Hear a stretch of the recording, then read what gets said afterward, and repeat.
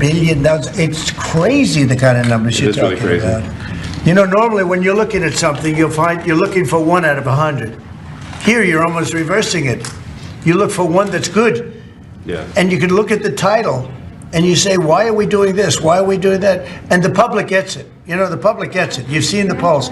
The public is saying, why are we paying all this money? This for years, this has gone on. Mr. President Trump, Yeah, go ahead. Wait, go ahead. Senator Rand Paul today said that DOJ cuts will ultimately need a vote in Congress. Do you agree with that? Is that the plan? I really don't know. I know this. We're finding tremendous fraud and tremendous abuse. If I need a vote of Congress to find fraud and abuse, it's fine with me. I think we'll get the vote, although there'll be some people that wouldn't vote. And how could a judge want to hold us back from finding all of this fraud and finding all of this incompetence?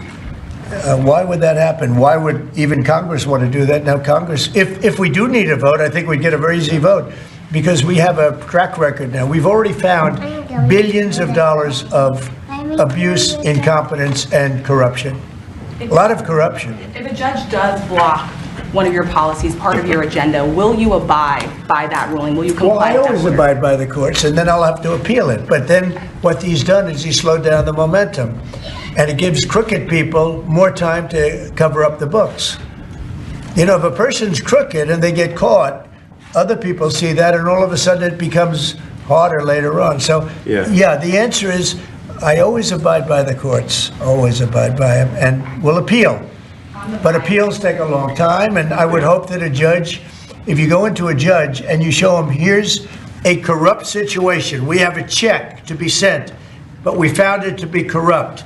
Do you want us to send this corrupt check to a person, or do you want us not to give it and give it back to the taxpayer? I would hope a judge would say, don't send it, give it back to the taxpayer. Yeah, if I can add to that, what we're finding is that a bunch of the fraud is not even going to Americans. So I think we can all agree that if there's going to be fraud, it should at least go to Americans. But a bunch of the fraud rings that are operating in the United States and taking advantage of the federal government, especially in the entitlements programs, are actually foreign fraud rings. They're operating in other countries and actually exporting money to other countries. We should stop that. Mr. And this is big numbers. Talking about $100 to $200 billion a year. Serious money. Mr. Musk, you said on X that an example of the fraud that you have cited was $50 million of condoms was sent to Gaza. But after fact check this, apparently Gaza in Mozambique, and the program was to protect them against HIV. So can you correct the statements? It wasn't sent to Hamas, actually. It was sent to Mozambique, which makes sense why condoms was sent there. Yeah. And how can we make sure that all the statements that you said were correct, so we can trust what you say? Well, first of all, some of the things that I say will be incorrect and should be corrected. So nobody's going to bat 1,000. I mean, we will make mistakes, but we'll act quickly to correct any mistakes. I'm not sure we should be sending $50 million worth of condoms to anywhere, frankly. I'm not sure that's something Americans would be really excited about. And that is really an enormous number of condoms, if you think about it. But if it went to Mozambique instead of Gaza, I'm like, okay, that's not as bad, but still, why are we doing that? Mr. Musk, can you talk a little bit about how closely you're working with agency heads as you're directing these cuts? Do they have how much input do agency heads have when you're making these decisions? Yeah, we work closely with the agency heads, there are sort of checks in place. So it's not us just going in and doing things willy-nilly. It's in partnership with the agency heads, and I check frequently with the president to make sure that this is what the president wants to have happen. So we talk almost every day, and I double check things to make sure, is this something, Mr. President, you want us to do this? Then we'll do it. USAID has been one of your main targets. Are you concerned at all that some of the cuts or that shutting that agency altogether may lead to diseases or other bigger problems starting in other countries that then come to the United States? Yeah, so that's an interesting example. So that's something where we work closely with the State Department and Secretary Rubio. And we have, for example, turned on funding for Ebola prevention and for HIV prevention. Left that, you said? Yes, correct.